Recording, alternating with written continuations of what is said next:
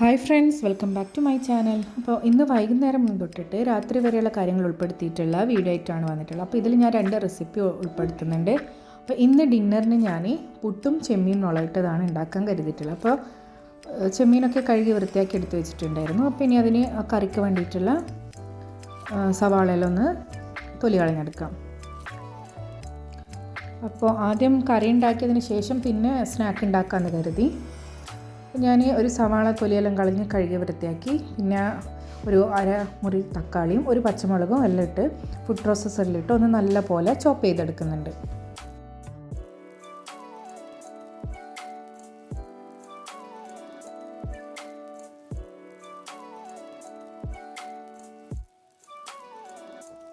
ഇനി അടുപ്പിലൊരു ചട്ടി വെച്ചിട്ടുണ്ട്. അത് നല്ല പോലെ ചൂടായി വന്നിട്ടുണ്ട്. അപ്പോൾ അതിലേക്ക് ആവശ്യത്തിനുള്ള വെളിച്ചെണ്ണ ഒഴിച്ച് കൊടുത്തിട്ടുണ്ട്.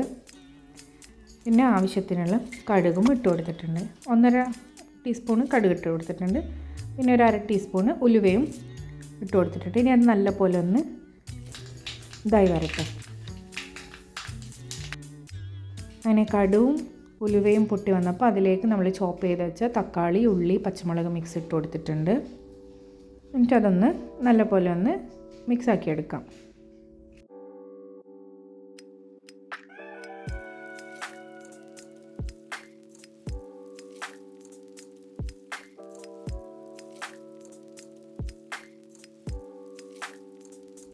ഇനി ഇതിലേക്ക് 1/2 ടീസ്പൂൺ ഇഞ്ചി ചതച്ചതും 1/2 ടീസ്പൂൺ വെളുത്തുള്ളി ചതച്ചതും ഇട്ട് കൊടുക്കാം.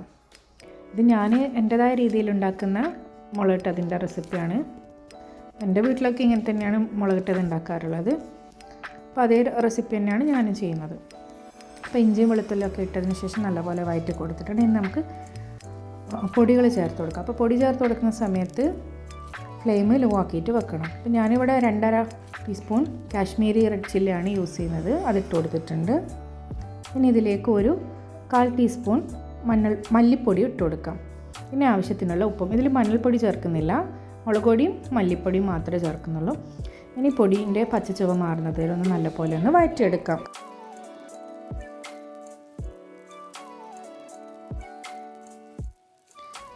അങ്ങനെ പൊടികളൊക്കെ നല്ലപോലെ വാട്ടിയെടുത്തിട്ടുണ്ട്. ഇനി ഇതിലേക്ക് നമുക്ക് പുളി പിഴിഞ്ഞ വെള്ളം ഒഴിച്ച് കൊടുക്കാം. ഞാനിതിന് മുൻപ് ഒരു നാരങ്ങ വലിപ്പത്തിലുള്ള പുളി എടുത്ത് നല്ല പോലെ അത് പിഴിഞ്ഞ് വെച്ചിട്ടുണ്ടായിരുന്നു. അത് ഒഴിച്ച് കൊടുക്കാം. ഇനി അതിലേക്ക് കുറച്ചും കൂടി വെള്ളം ചേർത്ത് ഒന്നുകൂടി പിഴിഞ്ഞ് ആ വെള്ളം കൂടി ചേർത്ത് കൊടുക്കാം. ഇനി ഒന്ന് നല്ലപോലെ അതൊന്ന് ഇളക്കി കൊടുക്കാം.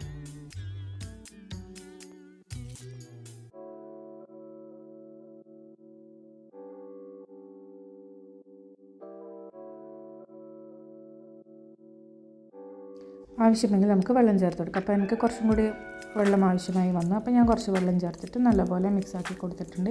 ഇതിനിടയിൽ നമുക്ക് ഉപ്പൊക്കെ ചെക്ക് ചെയ്തിട്ട് ആവശ്യമെങ്കിൽ ഇട്ട് കൊടുക്കാം. ഇനി ഇതൊന്ന് തിളച്ച് വരണം നല്ലപോലെ. അപ്പോൾ ഒന്ന് അടച്ചു വെക്കാം. അങ്ങനെ ഇത് നല്ലപോലെ തിളച്ച് വരുന്നുണ്ട്. ഇനി ഈ സമയത്ത് നമുക്ക് ചെമ്മീൻ ഇട്ട് കൊടുക്കാം.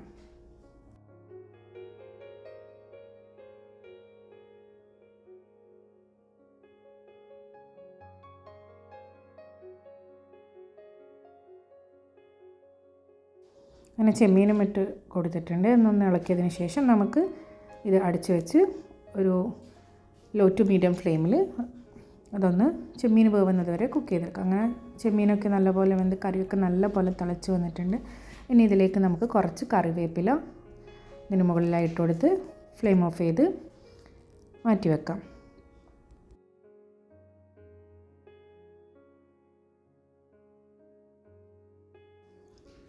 ഇനി നമുക്ക് സ്നാക്കിൻ്റെ പരിപാടിയിലേക്ക് കിടക്കാം. അപ്പോൾ ഞാനിന്ന് ചായൻ്റെ കൂടെ സ്നാക്ക് പഴം വെച്ചിട്ടുള്ളതായിരുന്നു ഉണ്ടാക്കുന്നത്. ഇതിനു മുൻപ് ഞാൻ പഴം വെച്ചിട്ടുള്ള ഒരു കായ്കൃത ചെയ്തിട്ടുണ്ടായിരുന്നു. അപ്പോൾ ഇന്ന് കായപ്പം എന്ന് പറഞ്ഞിട്ടുള്ള സ്നാക്കാണ് ഉണ്ടാക്കുന്നത്. അപ്പോൾ ഇതിന് വേണ്ടിയിട്ട് 3 പഴുത്ത പഴം എടുത്തിട്ടുണ്ട്. അത് ചെറിയതായിട്ട് കട്ട് ചെയ്തിട്ടുണ്ട്. ഇനി ഒരു പാൻ അടുപ്പിൽ വെച്ച് അതിലേക്ക് കുറച്ച് ഗീ ഒഴിച്ച് കൊടുത്തിട്ടുണ്ട്. ഇനി അതിലേക്ക് നമ്മൾ കട്ട് ചെയ്ത് വെച്ച പഴം ഇട്ട് കൊടുക്കുക. ഇതിപ്പോൾ നല്ല പഴുത്ത പഴമാണ്. അപ്പോൾ അതൊന്ന് നല്ലപോലെ ഇതിലേക്ക് വഴറ്റിയെടുക്കാം. നമുക്ക് വേണമെങ്കിൽ കൂടുതൽ ഓയിൽ ഒഴിച്ചിട്ട് അതിൽ ഫ്രൈ ചെയ്തെടുക്കാം. പക്ഷേ ഞാനിത് നല്ല പഴുത്ത പഴമായതുകൊണ്ട് തന്നെ കുറച്ച് ഗീയിൽ ഇങ്ങനെ ഇതാക്കിയെടുക്കുന്നതാണ്. അപ്പോൾ കുട്ടികൾക്കൊക്കെ ഇതാക്കി കൊടുക്കുന്നതാണ് അവർക്കെല്ലാം ഇഷ്ടപ്പെടും. ഇത് ശരിക്കും പറഞ്ഞാൽ ഞാൻ കല്യാണം കഴിഞ്ഞ് ഹസ്ബൻഡിൻ്റെ വീട്ടിൽ പോയി, അപ്പോൾ ഹസ്ബൻഡിൻ്റെ ഉമ്മ ഉണ്ടാക്കി തന്ന ഒരു സ്നാക്കായിരുന്നു.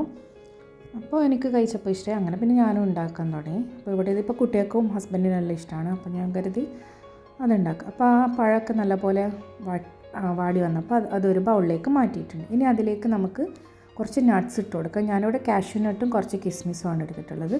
പിന്നെ അതിലേക്ക് കുറച്ച് തേങ്ങയും ഇട്ട് കൊടുക്കാം.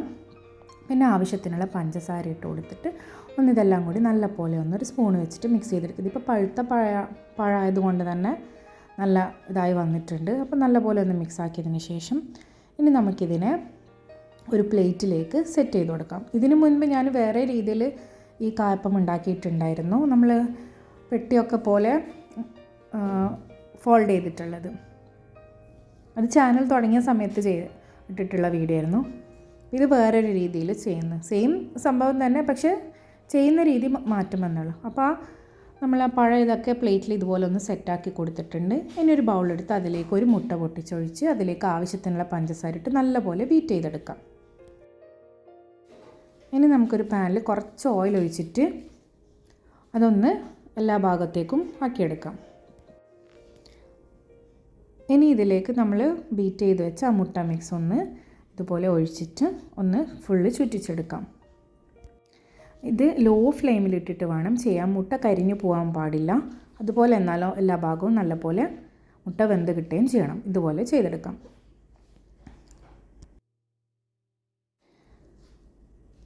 അപ്പോൾ എൻ്റെ മുട്ടയിലെ എല്ലാ ഭാഗവും ഒരുപോലെ നല്ല പോലെ കുക്കായി വന്നിട്ടുണ്ട്. ഇനി നമുക്ക് ഇത് പാനിൽ നിന്നും പതിയെ മാറ്റിയെടുക്കണം. അപ്പോൾ അതിന് വേണ്ടി ഒരു സ്പാച്ചില എടുത്തിട്ട് ഇതുപോലെ എല്ലാ സൈഡിൽ നിന്നും ഇതുപോലെ ആക്കിയെടുക്കുന്നുണ്ട്.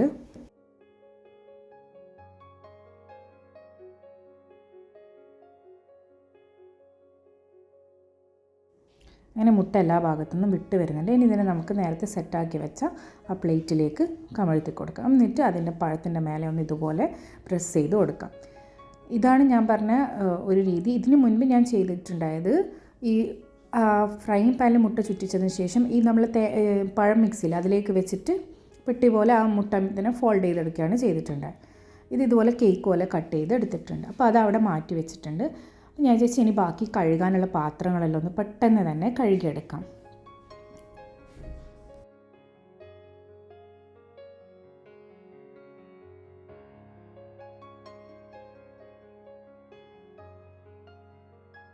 അങ്ങനെ പാത്രങ്ങളൊക്കെ കഴുകിയെടുത്ത് പിന്നെ ഞാൻ കരുതി ഏതായാലും പുട്ടിനുള്ള പൊടി അവിടെ കുഴച്ച് വെക്കാം. അപ്പോൾ ഇതിന് വേണ്ടിയിട്ട് ഞാനിവിടെ അജ്മീസിൻ്റെ പുട്ടുപൊടിയാണ് എടുത്തിട്ടുള്ളത്. അത് 2 കപ്പ് പുട്ടുപൊടി അളന്നെടുത്തിട്ടുണ്ട്.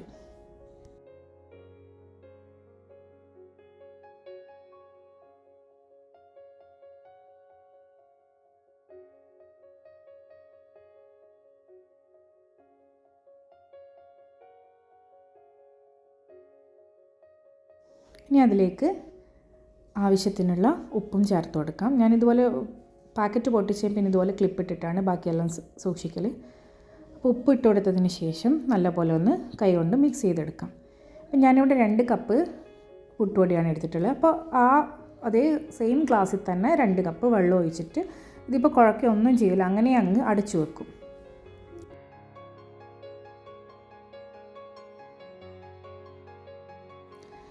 അപ്പോൾ മഗ്രിബ് വാങ്ങ് കൊടുത്തിട്ടുണ്ട്. അപ്പോൾ ഞാൻ കരുതി ഏതായാലും നിസ്കാരമൊക്കെ കഴിഞ്ഞിട്ട് കിച്ചണിലേക്ക് ഇറങ്ങാം. അപ്പോൾ ഈ സമയമാകുമ്പോൾ ഹസ്ബൻഡ് ഓഫീസ് കഴിഞ്ഞ് വന്നിട്ടുണ്ട്. അപ്പോൾ ഞാൻ പെട്ടെന്ന് തന്നെ ചായ ഉണ്ടാക്കിയിട്ടുണ്ട്. നമ്മൾ സ്നാക്ക് ഓൾറെഡി കായപ്പം ഉണ്ടാക്കി വെച്ചിട്ടുണ്ടല്ലോ, അപ്പോൾ ചായ ഉണ്ടാക്കേണ്ട പണി മാത്രമേ ഉള്ളൂ. അപ്പോൾ വേഗം ചായ ഉണ്ടാക്കി എല്ലാം ടേബിളിൽ കൊണ്ടുവച്ച് ഞങ്ങളെല്ലാവരും ചായ കുടിച്ചു. നല്ല ടേസ്റ്റ് ഉണ്ടായിരുന്നു കായപ്പം. അപ്പോൾ എല്ലാവരും ട്രൈ ചെയ്ത് നോക്കുക. പിന്നെ അതൊക്കെ കഴിഞ്ഞ് നമ്മൾ നേരത്തെ വെള്ളം ഒഴിച്ച് വെച്ച പുട്ടുപൊടി മിക്സ് ഉണ്ടല്ലോ, അത് നല്ലപോലെ കൈ വെച്ച് നല്ലപോലെ ഇതുപോലെ ഉടച്ചെടുക്കുന്നതാണ്.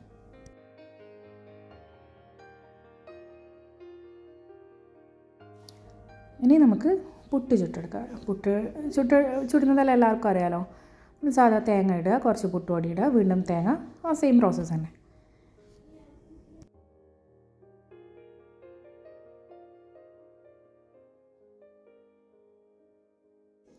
അപ്പം ഞാനിവിടെ പുട്ടിൻ്റെ പാനിയിലേക്ക് കെറ്റിൽ വെള്ളം ചൂടാക്കിയത് ഒഴിച്ച് കൊടുക്കുന്നതാണ്. അപ്പോൾ ഇനി അതൊന്ന് ചൂടായി വന്നാൽ നമുക്ക് പുട്ടുകുറ്റിയിൽ നമ്മൾ പുട്ടിൻ്റെ മിക്സ് നിറച്ചിട്ടുണ്ടല്ലോ അത് വെച്ച് കൊടുക്കാം.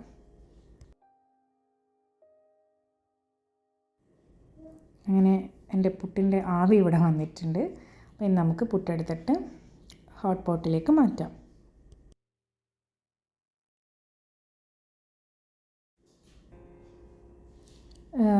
ഞാൻ പുട്ടുപൊടി യൂസ് ചെയ്യുമ്പോൾ അജ്മി പുട്ടുപൊടി മാത്രമാണ് യൂസ് ചെയ്യാറുള്ളത്. അല്ലെങ്കിൽ നമ്മൾ ചോറിൻ്റെ പുട്ടില്ലേ, ബാക്കി വന്ന ചോറ് ഫ്രീസറിൽ വെച്ച് ഫ്രീസ് ചെയ്തിട്ട് അതെടുത്തിട്ട് പൊടിച്ചിട്ടാക്കുക, അങ്ങനെയും പുട്ടുണ്ടാക്കുന്നുണ്ട്.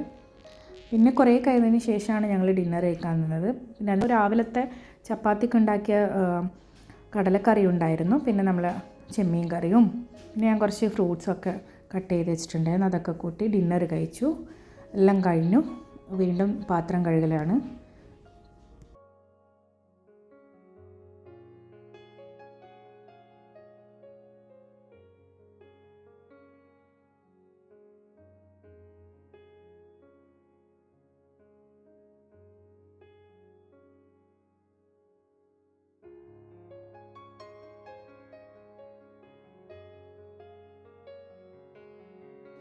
അങ്ങനെ എല്ലാ പാത്രങ്ങളും കഴുകിയതിന് ശേഷം ഞാൻ വിചാരിച്ച് ഗ്യാസെല്ലാം ഒന്ന് നല്ലപോലെ തുടച്ചെടുക്കാം.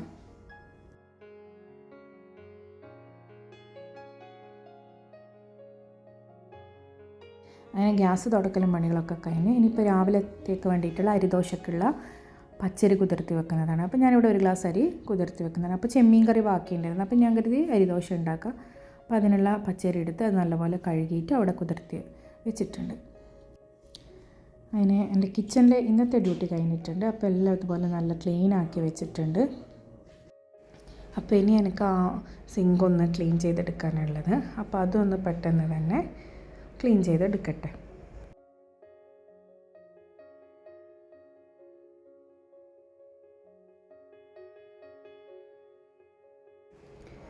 അപ്പോൾ ഇത്രയൊക്കെയുള്ള എൻ്റെ ഇന്നത്തെ വീഡിയോ. അപ്പോൾ ഇതിൽ കാണിച്ച 2 റെസിപ്പീസും എല്ലാവർക്കും ഇഷ്ടമായെന്ന് കരുതുന്നു. ട്രൈ ചെയ്യാത്തവരുണ്ടെങ്കിൽ ട്രൈ ചെയ്ത് നോക്കുക. പുതിയ വീഡിയോസുമായി വീണ്ടും കാണാം. Thank you for watching.